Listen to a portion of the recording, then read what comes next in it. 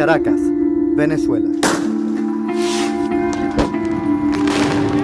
Una vez uno de los países más ricos de América Latina, ahora sumergido en un caos económico y político.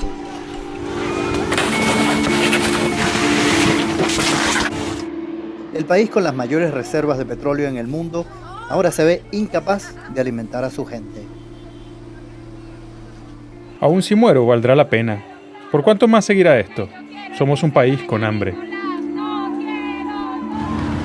Mientras que cada vez más venezolanos protestan en su contra, el presidente Nicolás Maduro impulsa un nuevo proyecto político, la Asamblea Constituyente.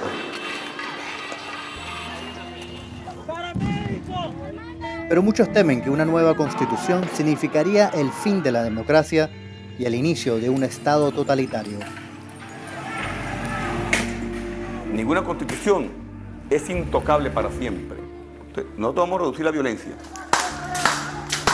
Después de meses de protestas, BBC Mundo descubrió perturbadoras acusaciones de tortura a manos de funcionarios del Estado en contra de los manifestantes. Varios oficiales nos dijeron, les vamos a dar un tratamiento de shock. ¡Asesinos! Un país que ha vivido varias crisis económicas en su historia, pareciera ahora estar al borde de la explosión. Son días sí muy peligrosos. Es que la única opción que le queda es tomar la justicia en sus propias manos. En este viaje pasé días con la llamada Resistencia, el grupo de jóvenes que forma parte de la vanguardia en las protestas. ¿Quiénes son? ¿Qué buscan? ¿Por qué lo hacen?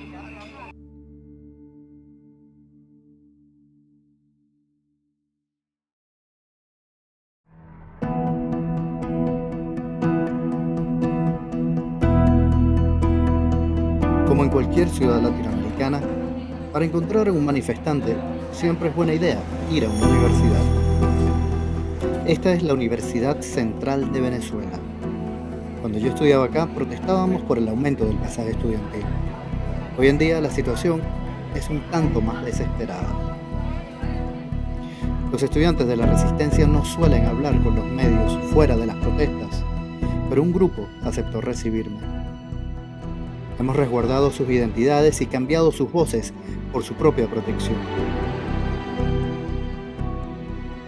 Como yo lo veo, la resistencia es todo aquel que lucha contra el régimen. Mucha gente ve al gobierno como una dictadura, y si te fijas en lo que hace, es realmente eso. Creo que la resistencia es toda esa gente que sale a la calle a protestar, que quiere tomar la iniciativa y enfrentarse a la policía y a la Guardia Nacional. No es que haya un pequeño grupo de resistencia por ahí y otro de gente normal por allá. No, todos estamos en la resistencia y todos estamos en contra de lo que está pasando. Algunos nos han etiquetado como terroristas, pero creo que todos los jóvenes que formamos la resistencia somos luchadores valientes, que defendemos a nuestra gente de la brutal represión del gobierno. ¡Vamos, vamos! Muchos en la resistencia son llamados escuderos. Para ellos, su rol es proteger a quienes marchan por parte de la sociedad civil. ¡No quiero Trump! Lo que yo quiero es que se vaya Nicolás. ¡No quiero para! Vamos a encontrarnos con un grupo de la resistencia en Las Mercedes. De ahí vamos al lugar donde normalmente empieza todo. Y cuando la policía o la Guardia Nacional actúa, entonces son los escuderos quienes salen al frente. Nunca nos dejan llegar hasta donde se supone que acaba la marcha. Nos ponen como excusa que destruiríamos toda la ciudad. La policía y la Guardia Nacional intentan echarnos para atrás, así que nosotros también aprovechamos cualquier chance para avanzar. Mi trabajo es recuperar los cascos o guantes que se caen y devolvérselo a los chamos. O cuidarlos, o recoger piedras. No es solo cuestión de marchar y ya está. Todos tenemos una responsabilidad en esto. Aunque se muestran en ocasiones un poco ingenuos y hasta quizás irresponsables, pero lo que está claro es que lo que hacen requiere de un enorme coraje. En meses de protestas, decenas de jóvenes han fallecido. La mayoría son aquellos como estos que luchan en el frente. No deberíamos ser solo los jóvenes los que salimos a la calle. Debería ser cosa de todos. Todos tenemos que salir a protestar. Sufrimos las peores decisiones del gobierno. Por eso no tenemos opciones si queremos ser independientes, echar para adelante y ganarnos la vida. Me he dado cuenta que en la mayoría de las marchas, los que están al frente son los más jóvenes. La verdad, no creo que esos chamos tengan que estar ahí. Se supone que tú tienes que luchar por el futuro de tus hijos. No deberías dejar que tus hijos lucharan por tu futuro, ¿no es verdad? Pero ¿cómo llegó Venezuela a este punto? Cuando Maduro fue electo en 2013, la llamada revolución bolivariana que lanzó el fallecido Hugo Chávez ya estaba mostrando grietas. Una enorme estructura de gasto público que muchos llamaron insostenible por años terminó de colapsar con la caída de los precios del petróleo. Esto llevó al país a endeudarse aún más para importar alimentos y medicinas, pero llegó un punto en que ya no pudo más. En los últimos 4 años la economía se contrajo en 1/3 y además ahora registra la inflación más alta del mundo, de al menos 700%. La gente entonces empezó a pasar hambre y 80% de los venezolanos en el último año dice que ha perdido peso. Para los críticos del gobierno, ha sido el despilfarro de los recursos naturales lo que ha llevado a esta situación. Al implantar un estricto control sobre la moneda extranjera, el gobierno decidió quién prospera y quién no. Las Fuerzas Armadas, por su parte, ahora manejan la crucial distribución de alimentos. Pero la chispa que desató el descontento actual se dio en marzo. El Tribunal Supremo declaró como ilegítima a la Asamblea Nacional manejada por la oposición. Días, semanas y meses de protestas se desataron a continuación. Unas 100 personas han fallecido desde entonces. En mayo, en respuesta a la crisis, Maduro anunció una nueva asamblea constituyente. El gobierno ofreció cambiar las reglas del juego, pero no consultó si alguien quería hacerlo. Varios ministros y legisladores del chavismo rechazaron hablar con la BBC, hasta que finalmente uno aceptó. El que lo hizo fue Freddy Bernal, el ministro encargado de la distribución de alimentos, un trabajo clave actualmente. Desde el principio de nuestra conversación, Bernal fue claro en quién es responsable de la crisis. Cuando el presidente Hugo Chávez fallece, los Estados Unidos deciden retomar el control de América Latina. En ese orden, cuando apenas el presidente Nicolás Maduro ganó la presidencia, comenzó un proceso desestabilizador para tratar de derrocar al gobierno.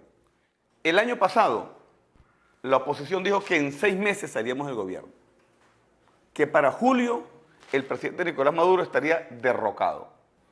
Este año han asumido la violencia.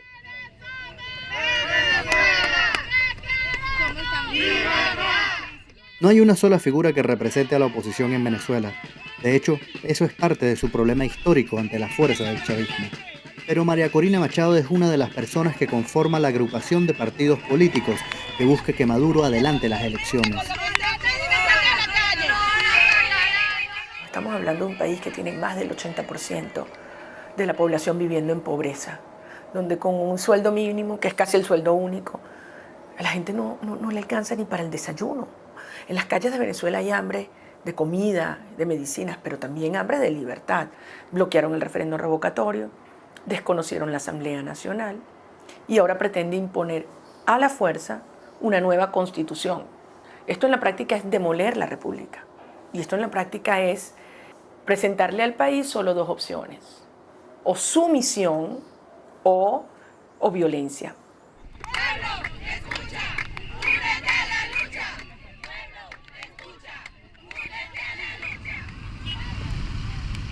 ¿Pero qué es la resistencia para María Corina Machado? Una es en todo el país. En segundo lugar, es multigeneracional. Y es transversal a todos los sectores de la sociedad. Te encuentras en primera fila a muchachos que vienen de hogares realmente muy humildes. Señora, en este momento y a esta hora, te entregamos nuestras vidas porque sabemos que estamos entregándonos. Este es uno de los aspectos más controversiales de la resistencia. Una parte de ella insiste en cometer actos violentos como este, tratando de entrar por la fuerza a una base militar en Caracas. Esto pese a que la dirigencia política en la marcha previa les pidió irse a sus casas después de la concentración. vamos, sí, ya mismo lo estamos yendo ya. Déjenlo solo. Dentro de la misma oposición hay quienes tratan de calmar la violencia.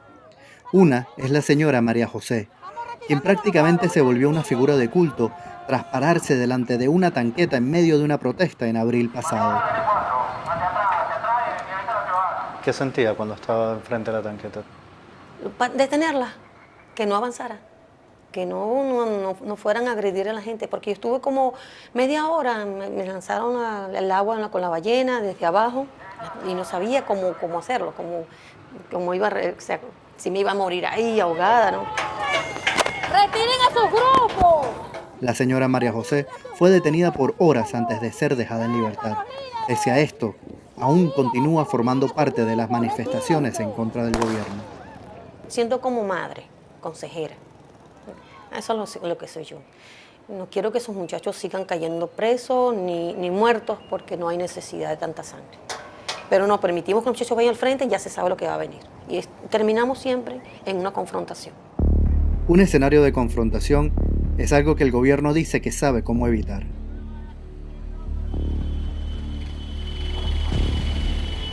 Aquí los violentos son muy pocos, y los estamos derrotando. Y ellos lo saben. Cada vez son más violentos, pero cada vez son menos.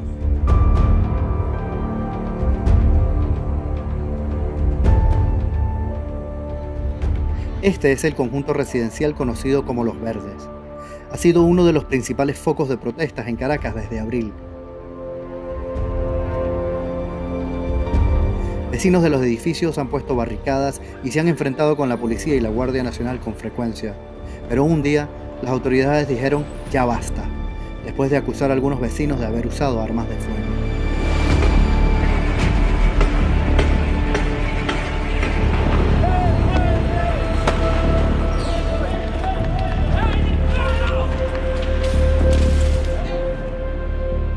Entro a la tanqueta y comienza una balacera horrible del tanque hacia los edificios directamente. Ay, Dios mío, esta mierda, mira eso. Margarita es una de las vecinas que vive en el lugar y vio cómo sucedió todo. Y de repente ellos llegan y tocan la puerta. Yo pregunto quién es, dice la guardia. A estos vamos a llevárnoslos. Yo le pregunto, ¿pero por qué? ¿Qué han hecho ellos? ¿Qué evidencia tienen? Todo esto. La experiencia la dejó traumatizada. ¿Qué consecuencias tuvo ese incidente, esto que sucedió para usted personalmente? A mí, yo te digo, yo quiero vender y irme. Me quiero ir. Ahí viene. Ahí viene, sí. Ahí vienen, ahí viene. Ahí viene. Ahí viene. Ahí viene. Mila, búscamelo. Ahí viene, están disparando hacia arriba. Pero no todos los que viven en el lugar fueron tan afortunados. Camila, que no es su nombre real, se escondió en el apartamento de un vecino cuando comenzaron los allanamientos. Todos entraron. Cuando abrieron la puerta del closet, el hombre que me agarró me levantó por el pelo y me tiró a la cama. Entonces golpearon a los chamos en la cabeza. Los golpearon bien feo. Camila le dijo a los efectivos que estaba embarazada, pero no le creyeron. Nos tiraron boca abajo como nos dijeron y nos ordenaron que nos quitáramos los cordones. Cuando lo hice, me patearon como 10 veces. ¿Dónde? En el trasero, en las piernas, y también le pegaron al resto de las muchachas. Siguieron golpeándonos, hasta cuando nos sacaron del apartamento, le dijeron a uno de nosotros, te voy a matar aquí y ahora. ¿Por qué me detuvieron? Porque esto es una dictadura y agarran a quien quieren, estés haciendo algo o no. Al final se la llevaron a varios centros de detención hasta que finalmente fue liberada.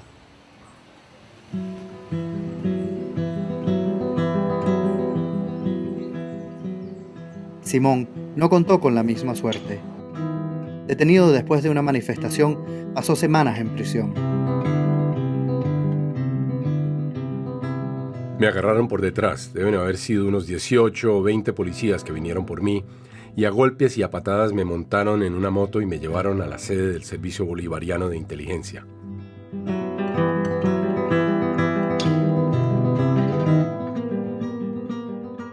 Y fue aquí donde estuvo recluido. Un edificio originalmente pensado como un centro comercial futurista es hoy en día el Helicoide, un sinónimo de terror. Durante 2 meses, hacinados con otros detenidos, Simón fue testigo de los métodos de interrogación utilizados.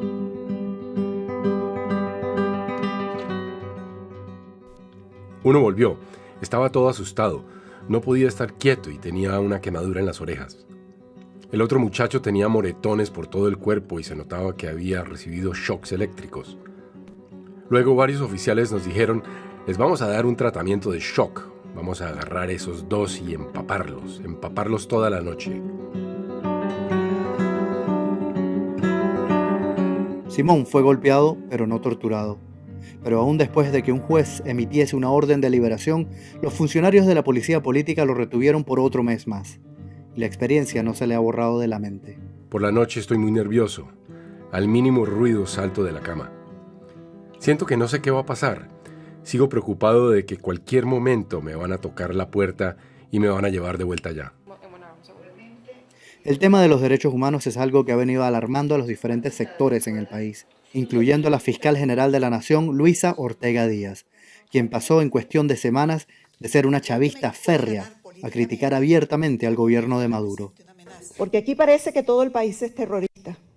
Y yo lo que creo es que tenemos un terrorismo de Estado. La fiscal, en sus palabras, habla de terrorismo de Estado, habla de violaciones de derechos humanos.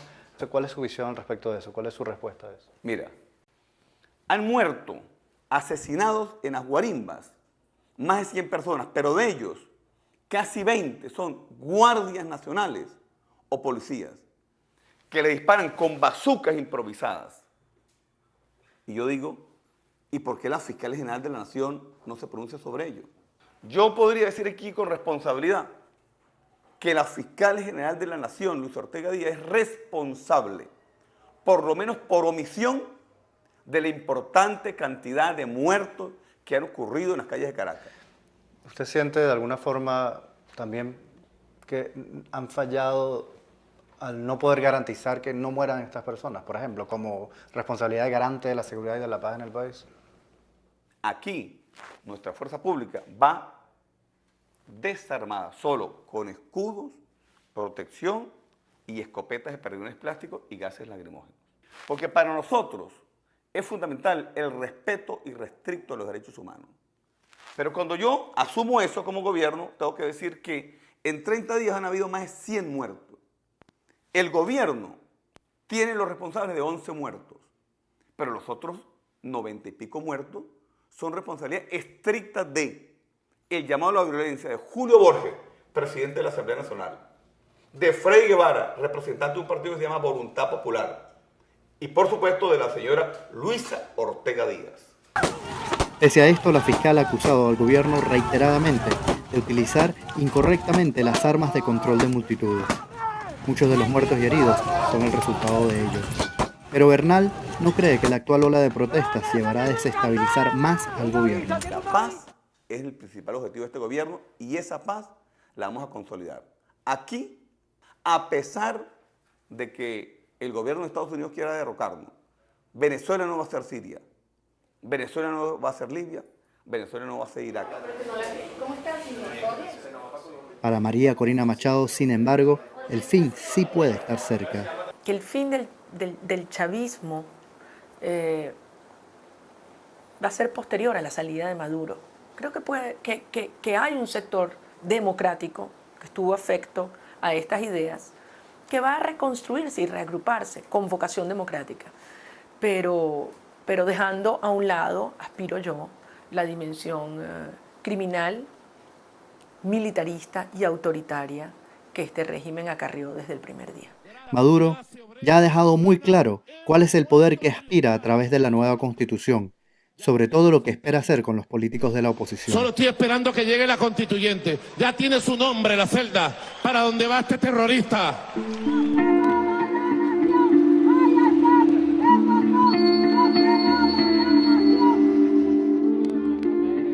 En medio de esto, los estudiantes de la Resistencia continúan con sus acciones de calle, pese a los riesgos evidentes. Personalmente no me importa dejarme la vida en las calles, si es por una buena causa. Creo que prefiero morir que vivir de esta manera. gobernado por la Asamblea Constituyente y todo eso. Nunca podré alcanzar mi potencial acá, porque el gobierno no me deja.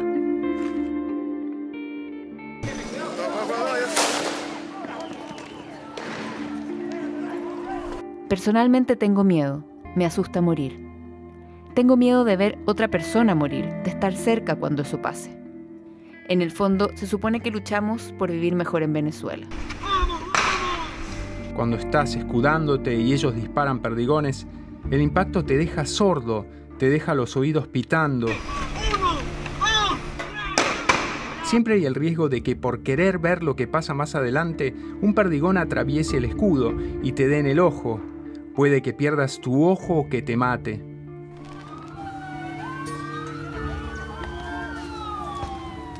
Pienso que quizás un día se me va a acabar la suerte. Y pienso en esos chicos que murieron antes de volver a casa.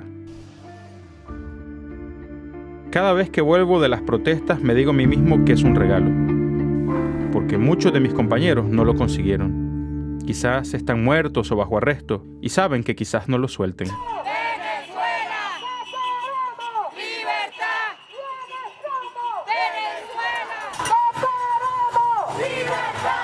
Este es un país que ha visto a muchos de sus jóvenes heridos, detenidos o muertos en estos meses de protesta.